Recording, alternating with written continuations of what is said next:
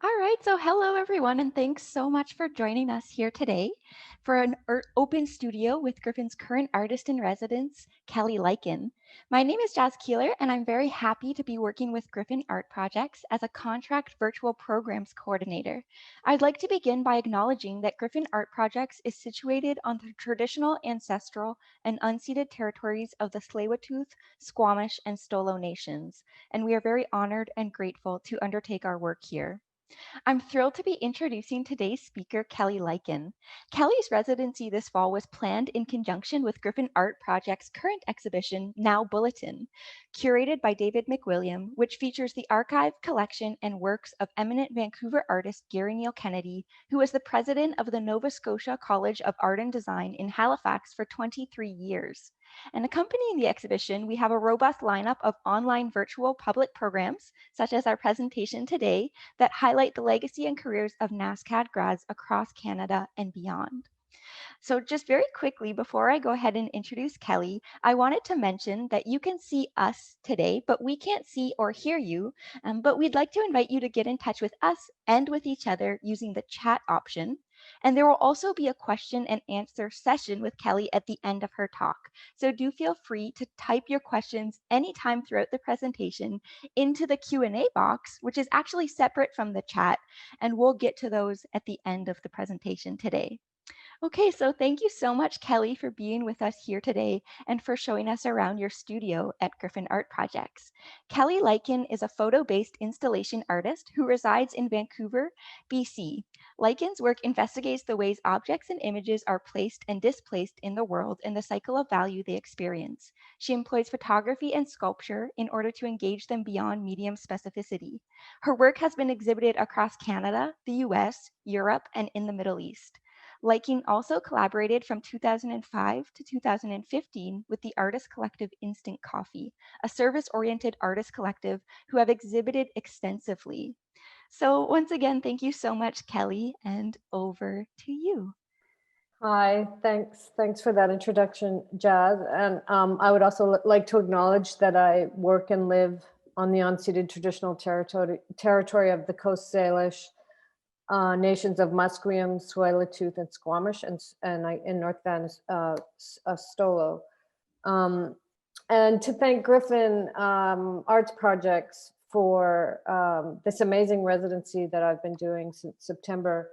It's just been a lovely experience, and they've been so generous in accommodating me. And it's also, I've done several residencies in my career, and this is such an interesting one because I still go home at night, but it's like coming to another city, and there's kind of new materials, new restaurants. It's really been a really great experience so far. And so yeah, as Jazz was saying, I was invited because my relationship to, or I had been an undergraduate student at Nova Scotia College of Art and Design in the 90s. It was a very important formative education for me. I'd come from a more traditional photography background, studying at Ryerson, studying photography at Ryerson. And Ryerson was at that time, it was a very technical school. And then coming to NASCAD, it was kind of blew my mind in learning about, I mean, there was obviously, because of Gary Neal Kennedy and what had all the conceptual art influence in the 60s and 70s, in the 90s, you know, I could still feel the ripple effect of that. And so I became really influenced by conceptual art and those methods used in the 60s and 70s. And I guess I still had this attachment to photography, but somehow learning about conceptual art, capital C conceptual art, it sort of gave me permission to dismantle photography and to use any materials I desired to make work. So I started thinking more about the maybe the behavior of photography, and I started rejecting the frame and started doing installation art, which is primarily what I do. Now, I call myself photo-based installation art. I still have this attachment to photography. And the work that I'll show you today is, it's work that I've been doing in the studio. So it's work in progress, but I'll also show you a few installations that I have done in the past that relate to this exhibition. This isn't an exhibition, this is a studio. The work is in progress. It's not really an exhibition. So maybe I will start by giving a tour of the studio space first, which I need to do with my phone. So I just want to give like a kind of lay of the land of the residency space and the studio space.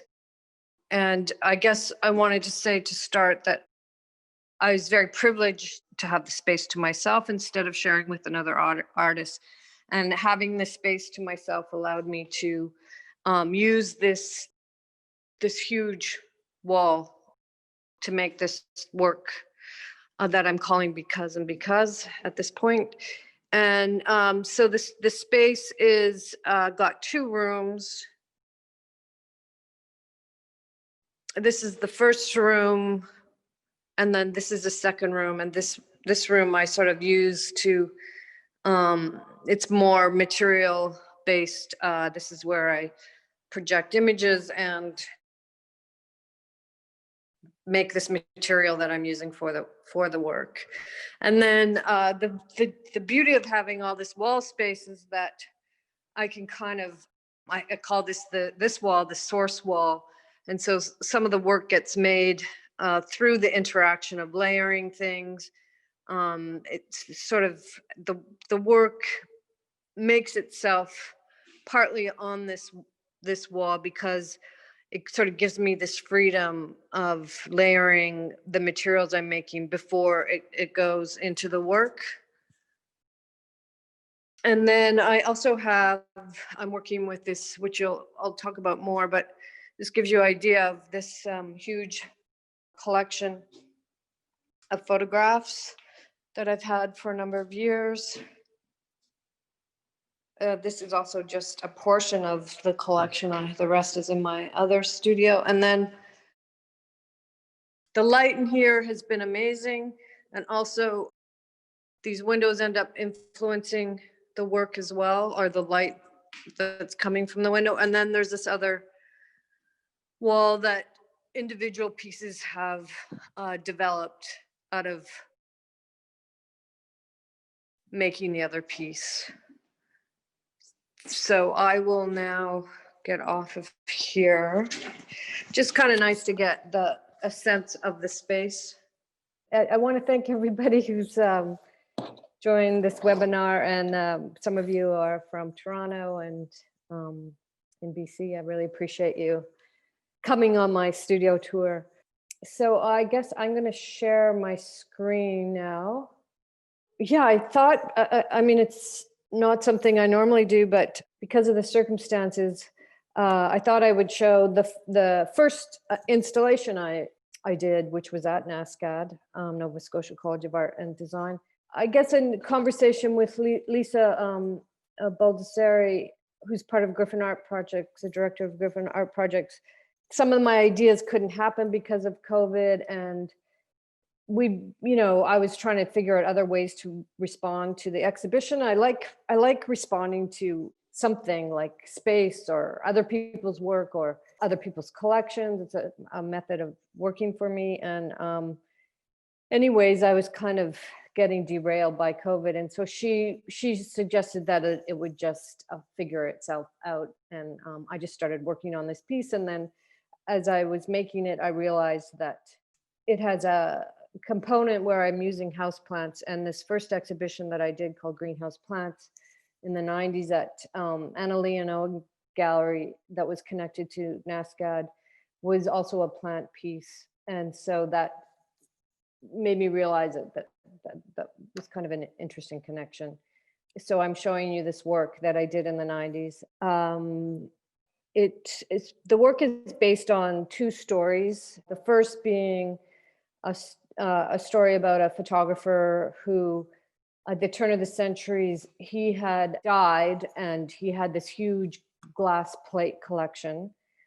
It was probably negatives, and there was hundreds of them, and nobody was interested in them for the imagery. And so eventually this huge collection of and a body of work of one person was purchased and turned into a greenhouse.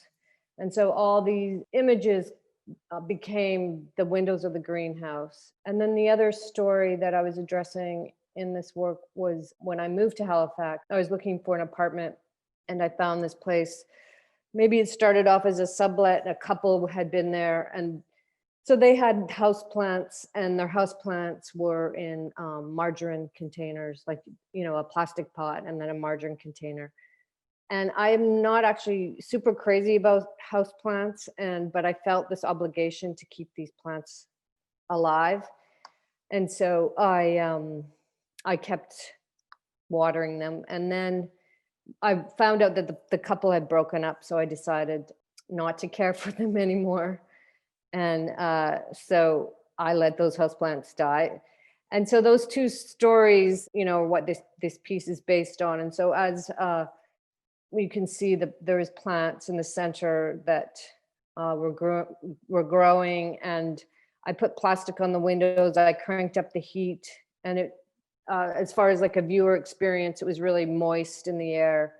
It kind of smelled like dirt. And then at 11 o'clock every day, I would go in. I took photographs of houseplants in a studio. They were kind of like product photography. I had come from this, as I was saying, this pretty traditional photo background. We're also working in commercial photography. And so I photographed these with a friend in Toronto in his studio, and they're just small houseplants photographed with a large format. And then I cut these pieces of glass, the same scale that glass plates would have been around the time at the turn of the century. And then these two clear glass plates here, they would have described these stories I was just talking about. And every day at 11 o'clock, I would go into the exhibition, and on the back of these glass plates, I would put a bleach. It was called potassium ferrocyanide. And so I would every day put this bleach on the emulsion side.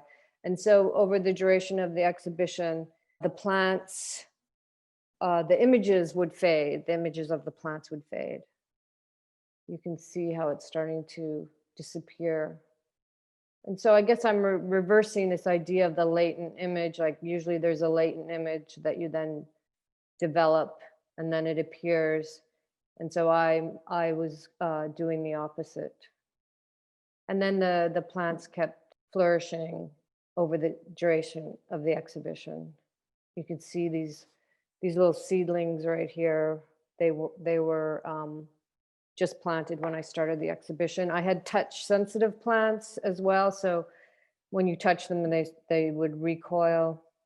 And you can see here that sort of progression of fading. Then the next exhibition that I'll show, it's called Little Glow, and I did this not that long ago at Susan Hobbs Gallery in Toronto. So a big part of my work, as Jazz was saying, is I like to consider how we place value on images and objects, and also the cycle of display they experience. And I'm interested in this in our own domestic space, but also this place of display, like exhibition space also being a place of display. And so I became pretty fascinated by this photograph. And I guess I'm consistently look for these photographic stories, but this was a photograph taken by Alfred Stieglitz in the early 20th century. And it was of a space called 291 Gallery. And it was a space that was in New York. And this gallery, Alfred Stieglitz, for those of you who don't know, as I know some of you might not know, is kind of considered the grandfather of photography. And so he opened this space with Edward Steichen, also a very famous photographer. And the idea was to bring photography into the same realm or valued as highly as painting. And so it showed a lot of pictorial photography. And then I think because Steichen was in Paris, he was getting access to these artists like Rodin and Matisse, Picasso, all the guys. So he started sending work over, and Stieglitz would show their work in this space. And what I loved is a contrast between the decor of the space and sort of the mandate of the gallery. I mean, this work on the wall right now that we're looking at would be pictorial photography, but then they started showing this avant-garde work that would have sort of been seen first time shown in the United States. And so it was a pretty important space at the time, influenced, I think, what happened at the MoMA. So this was 1905 to 1917. And some of you know, I did a piece at Presentation House Gallery, which is now Polygon, based on this photograph, but I'm showing the exhibition after that. So it's called Little Glow. And really, I just would look for images of these installation photographs that Alfred Stieglitz took. Also thinking about the value of a photo and how, he's an art photographer, his photographs are worth a fortune now, but then what's the value of the installation photograph? I'm sort of interested in how value can shift within photography.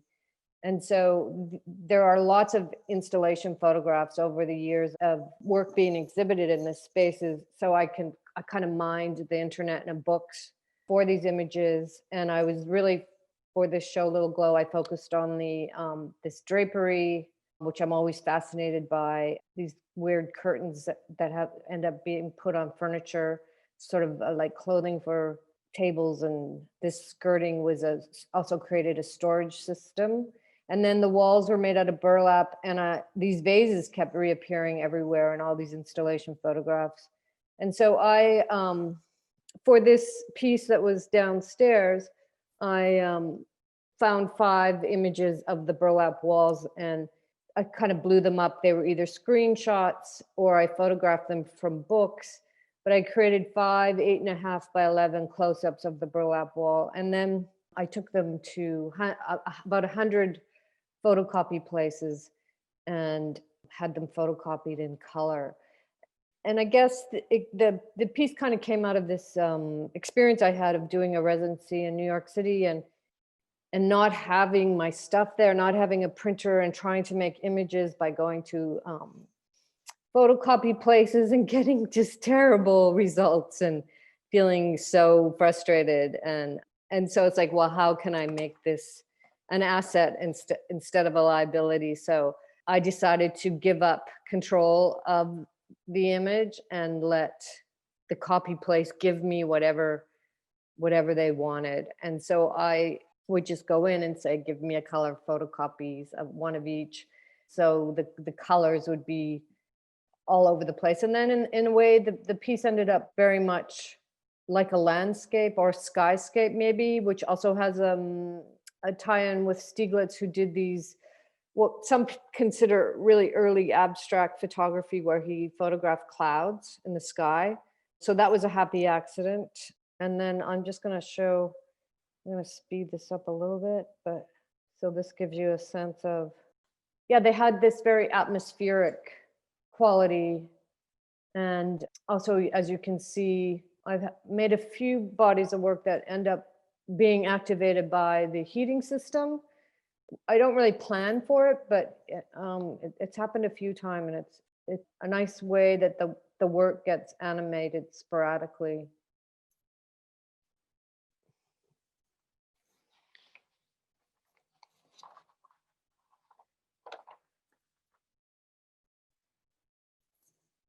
So it was really like this, using a system of perpetual reproduction. And then again, these images, this is what's upstairs. And again, these images are also Alfred Stieglitz images. I'm just kind of, using images from screenshots, blowing them up, or from books. And they were these photographs. I emphasize the vases that were consistently in the photographs of the installation photographs of the space.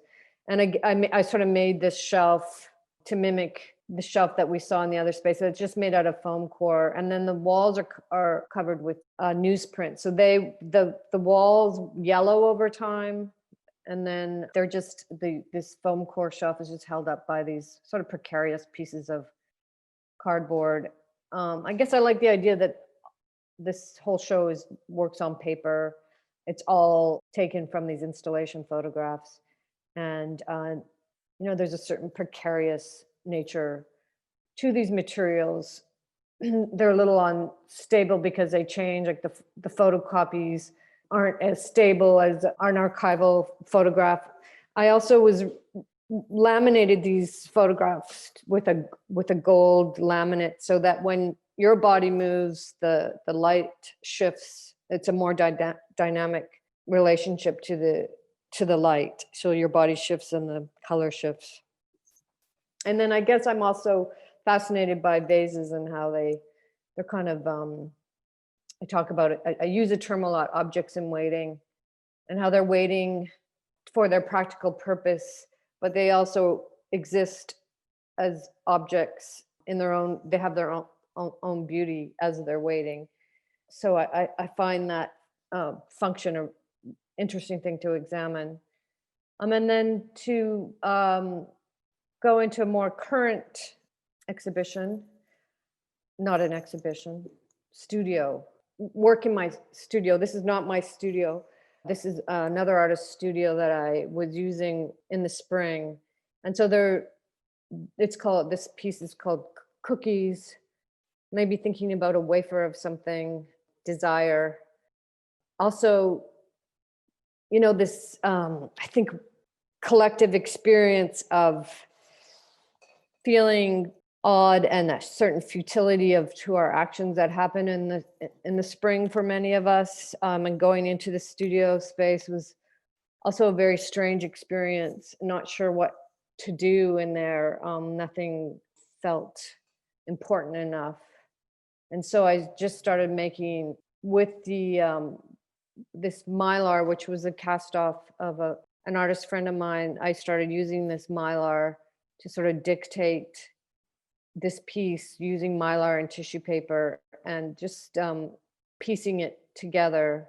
I like using cast-offs from artists or from garbage, or repurposing material. And so I just put tissue paper with resin on these large sheets of mylar that I joined together like an acetate.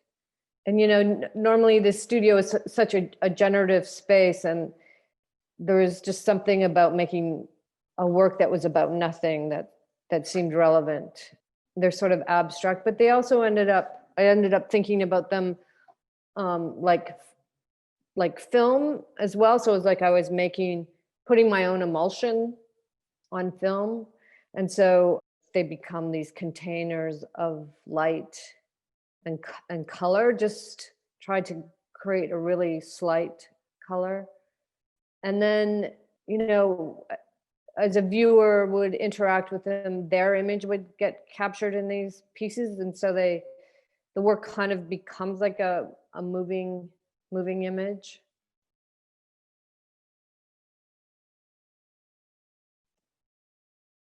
This is just a little video. Also thinking about a latent image again. So the latent image being this, when you take a photograph on film, the image is there, but it has to be developed. And until it's developed, it's not really an image. And so there's something that seemed relevant for the time that these were made in their emptiness. And I don't know, they're just like sort of vibrating materials, and they're a little bit there was a certain instability to them. And then, as one does, I started, as many artists have done it, or as many people, you start thinking about windows, looking at windows, which was our common activity. And this became a discussion about how images that artists had created of windows started circulating. And then I was looking at, I like these early photographs. And this is probably considered the first photograph, is a lattice window made with the camera obscure in 1835 by Henry Fox Talbot. And I also like that when first made, the squares of glass, about 200 numbers, could be counted with help of a lens. And so you can see, these are the little squares they're talking about counting. This would be like a paper negative, and this would be considered probably the first photograph. So now we're going into the work that I've been making at Griffin, and that's what I'll talk about for the rest of my time. I'm just gonna get some notes. So I'm showing you a video because it's quite difficult to show this piece otherwise. So I hope that this is okay for people. So I guess as I was saying, I like to respond to space. And so having this space at Griffin, and as soon as I realized I had the whole space, it was like, oh, this is a really good opportunity to make a panoramic piece. And historically, panoramic paintings were often were painted about historic events. And I sort of was feeling like that also made sense, considering that we're kind of living in a historic event at the moment. And so using this space, I've been calling it a panoramic work. Also, the relationship to photography and how we're able to make panorama images in our cameras by fragmenting and stitching things together. So there's a certain access to panorama that we have in our pockets. And then I guess the piece, it has this slight horizon line, which revealed itself to be quite important. And so there's also these photographs, which I'll talk about further, but just to continue on with the conversation about the horizon line, it's sort of thinking about certain traditional genres like landscape painting or still life. And, those images always have a horizon line. And I think there's something that makes it digestible for the viewer. And it sort of anchors the work. And so I sort of use that as a structure. And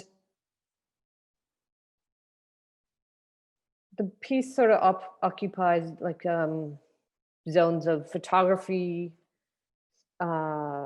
painting for me, and installation, sculpture. My favorite view of this piece is kind of the side view, where this is sort of cascading of some of the pieces. So some of the imagery you're seeing is houseplants. These are jade plants, that crinkly green. And while I was making that work that I called Cookies, I started asking friends and family to send me images of belongings that they were happy to be living with, because we were so locked in, and I think there was a sort of domestic hyperactivity, and so people were really considering the places they were spending time in, or the time they were spending in their domestic spaces. And so as I was asking people for photographs of their objects, a lot of people wanted to send photographs of houseplants. So then I just started asking for houseplant images, and then I created the green using the tissue paper and the resin effect, and what I would project the image and just do these silhouette cutouts, which is also a really consistent part of my practice. You can also see how the heating ventilation system has also activated elements of this work. And so, yeah, I was sort of interested in I'm interested in these ideas of the individual and the collective and the individual. And it's sort of something I have been thinking about, and about visually, but also from a theoretical and conceptual standpoint. And so there's these individual house plants that then collectively create this collective kind of organism. And then through the abundance of the plants, it also creates a certain abstraction. And then also with this piece, I was thinking about, I guess, interiors. Like I was thinking as I asked people for their images from their home so that I could think about their interiors, and somehow that would soothe me. And so I was thinking about other people's interiors, and also the computer, or the online interior, and that Zoom space that we're occupying so much with these different windows. And also these images on the side, the participants on the side that have a similar format to these photographs. And so this is that, you got a glimpse of that side view there. So to talk about the photographs a little, they are you saw that collection at the beginning of the photos that I've kept for years of when I used to work in film as a set decorator, and an art director on television commercials, so set decorator in film. And so these photos were taken for practical purposes of, I had crew who would go out, photograph furniture, and then I would sort of design sets, or we would be on locations doing mostly domestic interiors. And so these are 4x6 photographs that were printed probably at London Drugs.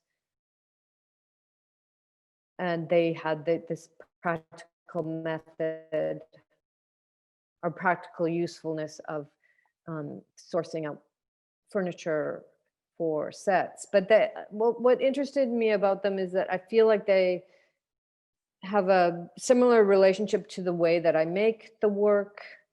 There's this sort of layering that happens. I think I was talking to you about the one wall in the studio became like a source wall. So I try to make some of the parts of this work without intention. That's sort of, I make some layers and then they get put on the wall, and it's more of an editing process, in the same way that these photographs are from this huge collection, and then they weren't taken for aesthetic reasons or to become considered artwork.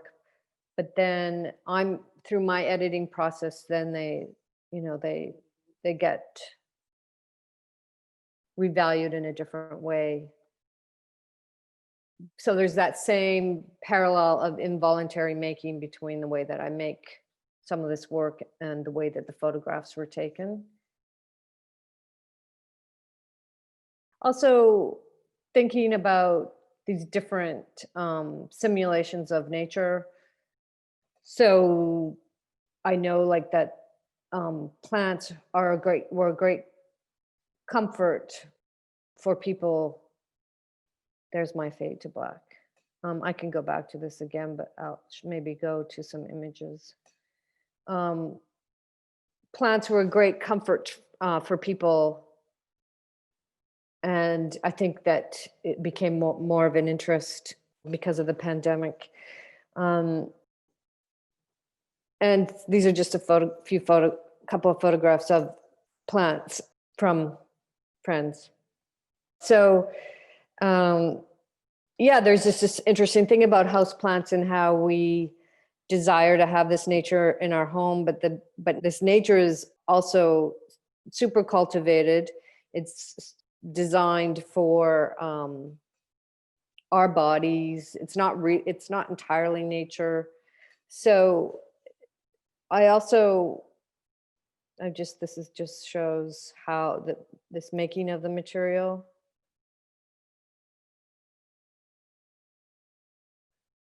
And that's that source wall I was telling you about.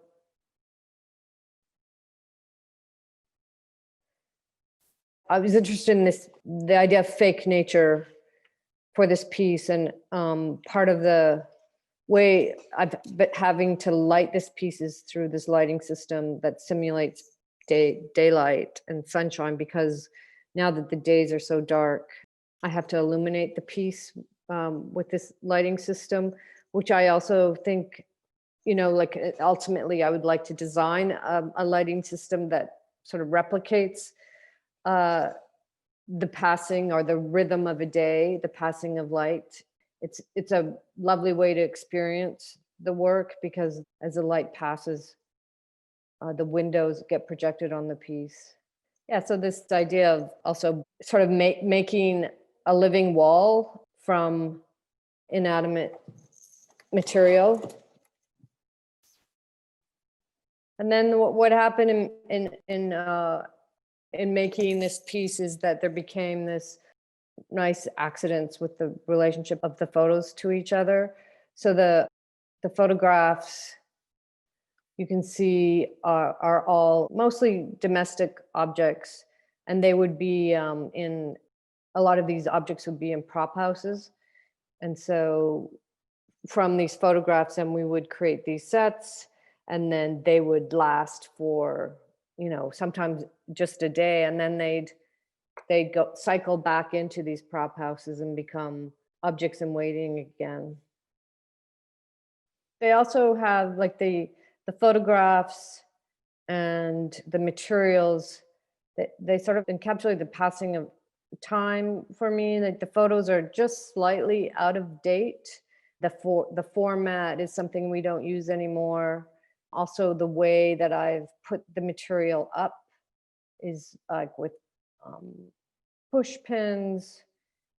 The material has a sort of precarious nature to it. I mean, it is stable, but because I'm using this, what is normally temporary mode of displaying something, it does have a real unstable sensibility too. It also has a sort of studio experimental sense to it. And then I guess the other thing, and I'll just wrap it up, is talking about a little bit about a couple of things. Oh, here's the photos again, the collection. This is just I think I have twice as much of this. And then I came across this photo on my phone the other day, and it's just thinking about the color of the piece and how this iridescence is this, we think of it as a more contemporary color, and it's really relates to desire for me. And it's sort of operating in this really dynamic, light shifting way that it's meant to be enticing. So these are these flasks that I visit every time I go to the MOA. I always go and say hello to them because I have for years, and I take a photograph of them every time I go. And this iridescence this actually happened when they were buried in the dirt, and the reaction to the moisture in the soil, whatever chemical development happened, not dissimilar to photographs, created this iridescent color, which I've always been attracted to. And, we see it in gift wrap. It's like this like plastic. A lot of this work I'm making is plastic and it's garbage. And I'm repurposing things from artist studios, but also from the dumpster that is at my other studio. I find stuff, plastic, weird stuff in there. But this gift wrap and tissue paper I'm using, it's all about presenting an object, displaying an object, to value an object. And, these are the things that enhance the way that we wrap or display objects. And so, and then also this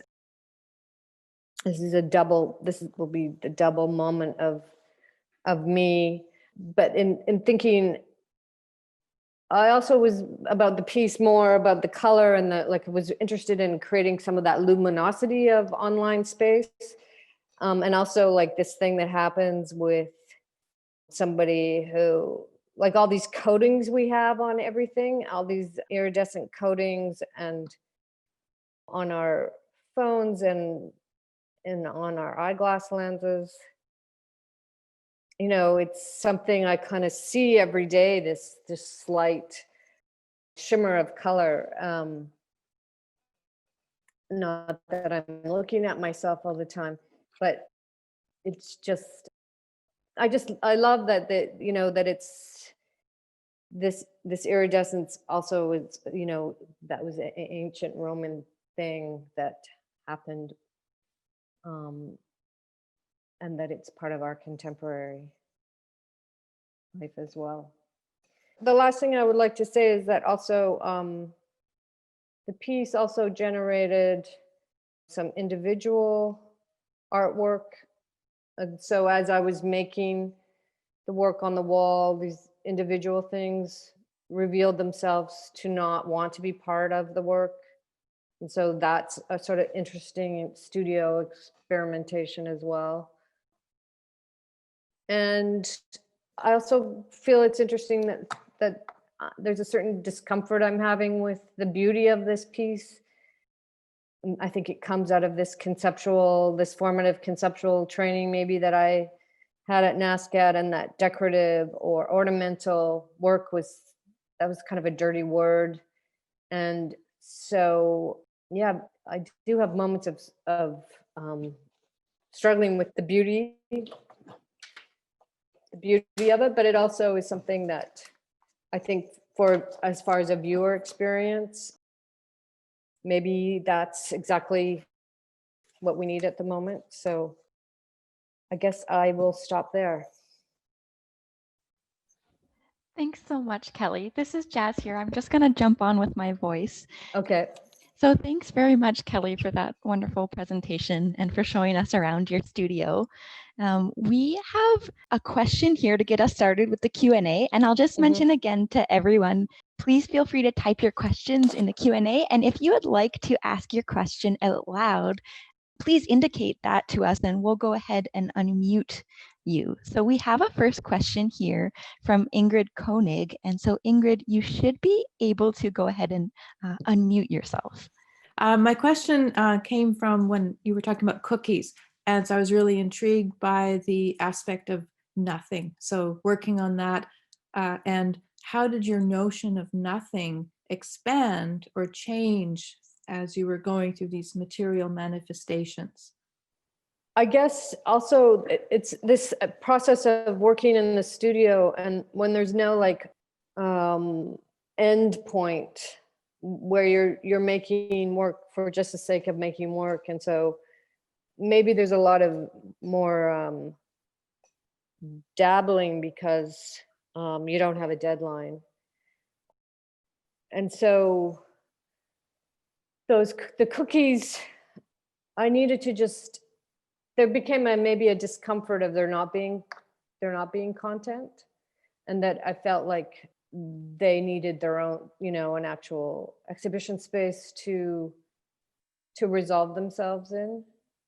And then I felt like that I had to move into something that maybe made me feel more connected. I was really wanting to connect with people in my life, and so I moved on to more of the objects and house plants, I think, to try to make a connection. So maybe the cookies felt like they didn't have that same connection that I was looking for, or like that it didn't have the content that I needed to work with. Mm-hmm. Mm-hmm. I just found it really intriguing, that wrestling with nothingness, and how you were talking about the futility of actions, or that feeling, and so how that comes through, and so how we experience that through your material work, and then even perhaps moving to the objects, or the images of objects from dumpster diving and so on, and the kind of notion of not having value, of they're nothing, and yet they are still like, I just find it an interesting kind of paradox that one can be working with that notion, and just seeing how that expands into your Griffin projects, as well as something to be something to contend with. So thank you. Yeah. I mean, they did go to kind of extremes, the nothingness to this extreme abundance, which I'm finding quite curious. I mean, and maybe I do consider them coming like this, being an installation artist, I would consider them maybe part of a body of work, that could also exist together in some form, depending on the place of display. Mm-hmm. So I think one could engage with the other in an interesting way. Mm-hmm. Yeah, thank you. Thanks, Ingrid. We have another question here from Lauren Schaefer, who's also going to ask her question out loud. Thanks. It's so great to see the work. And I guess I was wondering if there was like an overall structure developing in the mural behind you, besides the horizon line. Maybe it's a really conventional kind of image based, but like it's obviously very filmic, the kind of, it's linear, you're sort of been slowly sort of populating that length. But I wonder if there's been any kind of, you've noticed any decisions that you're making with the fragments besides the horizon line that weights it, passing along it from one end to another, or does that make sense? Yeah, I think that, so the upper portion I've kind of been giving to the plants, and for some reason, but as it's developing, it's getting a little more top heavy. And so, there's decisions to make about that. Also, like the structure of the wall is definitely influencing, where I stop. You've even got an architectural kind of passageway, right? At one point. Yeah. Does that influence? Anyway, I wondered. Yeah, I guess it's also that side view. For some reason, I'm really, for me, like it's how I'm desiring to experience a piece is always from the side. I don't really often walk back from it. That I'm really interested in the intimate details of it. Like this wide view is of less interest to me. But I mean, of course I have to address it. I do like the awkwardness of the photos though, and how they become this, and seeing it behind me, this sort of real space. And so that, like of course I'm considering the spacing and interaction of those with the other material. Yeah, the pacing. No, it's that's great. Thank you. Okay, we have another question from Alex. I really loved your nail painting at the Emily Carr faculty show, by the way. Oh, thanks. Yeah. There is nail polish in this work, actually. Yeah. Is I hope it's iridescent. Yeah. Yeah, totally. Yeah. So my question is around beauty, you know. Uh-huh. And I was thinking about Marcel Duchamp's rejection of what he called retinal art, you know, things that Yeah. were like appealing to the eye, and whether, you know, we just instinctively sort of pull away from anything that has any kind of surface sensual appeal because we fear that it's not intellectually rigorous enough, you know, that by seducing the audience on a visual level, that the work isn't serious. And I've been thinking about this a lot. Like, is it possible to give people like a sensual experience through the image, but also still have an underlying rigor in the work? I'm just curious what you think about that. Yeah, I've been thinking a lot about that, and that like conceptual artists were sort of interested in making the form simple to make the content more complicated. And then I'm kind of thinking like, why can't I do both? So, you know, I think I'm that generation of artists that, as I mentioned before, like the ornamentation and decoration was kind of rejected, and there was, you know, just the aesthetics that in my formative years were just much more minimal. And so, but you do see like how you know, now how pattern and decoration are really relevant to a lot of current artists' work, and men are using it a lot. And so I feel like there's definitely a shift. There's a lot of stained glass work. There's quilting is men are using quilting. I mean, it's also sort of fascinating that all the rejection of pattern and decoration in the 80s, 70s and 80s that was more connected to women, and now there's a lot of men taking that on and getting shown in blue chip galleries. And I don't know, there's a certain irony to that, but I think there is a shift right now with this idea of ornamentation, and that ornamentation and decoration can also be conceptual. And so, yeah, I'm trying to like address that in this work, so that I'm hoping it's beautiful, but it's also odd, and that there's different entry points into the work, and different ways to think about photography and imagery and personal space, and dynamic, you know, the viewer experience of walking along the piece and the way that it captures light. You know, that's also a method and a concept I'm trying to work with as well. Great, thanks, Kelly. We have Griffin Art Projects Director Lisa Baldacera, who's going to come on with a few Okay, great. comments. Hi, Lisa.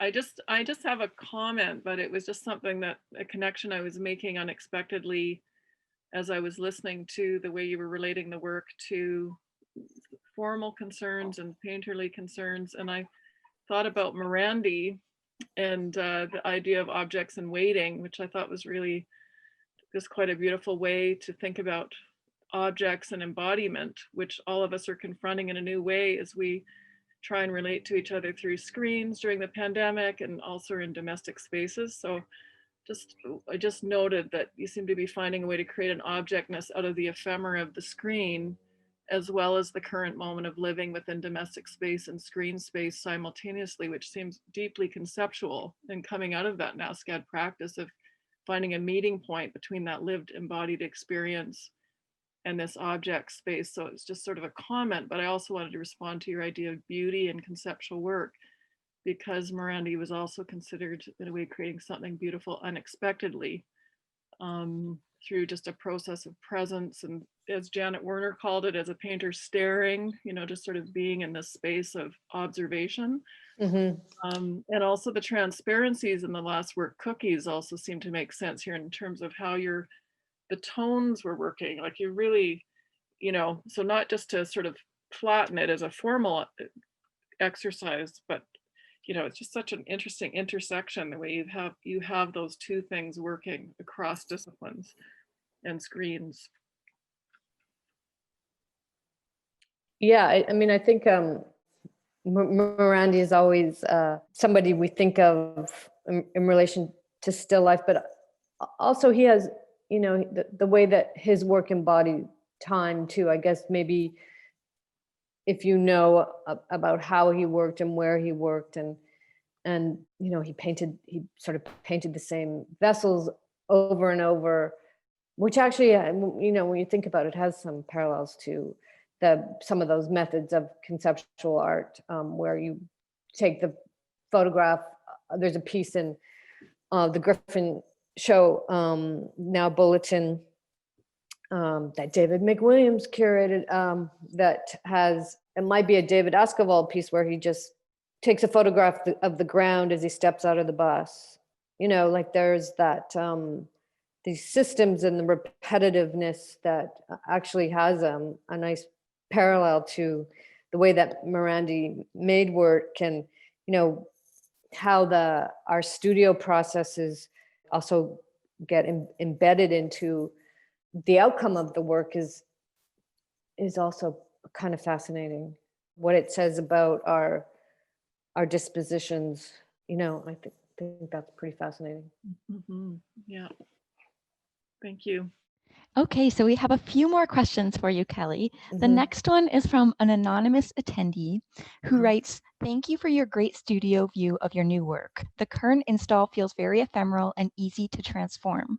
You said you see this like a diorama. Do you anticipate that it will continue to expand, or is it now finished and complete?" Yeah, it's definitely a work in progress, and also it's never. It feels like something that can be in flux all the time. I mean, the way it also packs up really.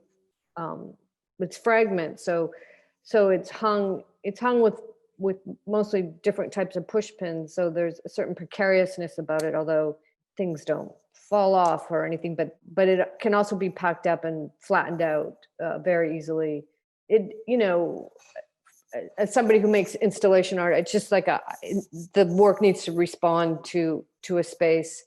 And I think if I were to choose a space, it would also be like a space where the general public comes, because I think it has a certain accessibility. If I were to get the lighting system figured out, it gives this, it has this soothing, it's similar to a living wall, but it's also a sculpture. So yeah, I think a public display would be nice for the work. Thank you. We have one last question here from Nate, who is wondering, who is your favorite photographer and why? Oh yeah, I can't do those favorite questions. I just can't. Yeah, I don't know. I think there's just like, I also think because of the internet, and also because I teach at Emily Carr University, it's like I'm just encountering new work so often, and so every day there's a new favorite artist. I mean, I'm also I'm interested in not just photography. I'm interested in all of it. I don't like, I really not, I'm more interdisciplinary. So I wouldn't necessarily, my favorite artist wouldn't necessarily be just a photographer. So I'm Great. deflecting. That's great. Thanks so much, Kelly. I'm just going to add myself here. I'll just jump on with you. I'd like to say a huge thank you on behalf of the Griffin team and everyone here. It was such a pleasure to get a tour of your studio and get a sense of what you've been working on. So thank you so much. Yeah, I really appreciate it. And thanks to Griffin Art Projects again. I'm really grateful. Thanks, Kelly. And thank you everyone who joined us here today.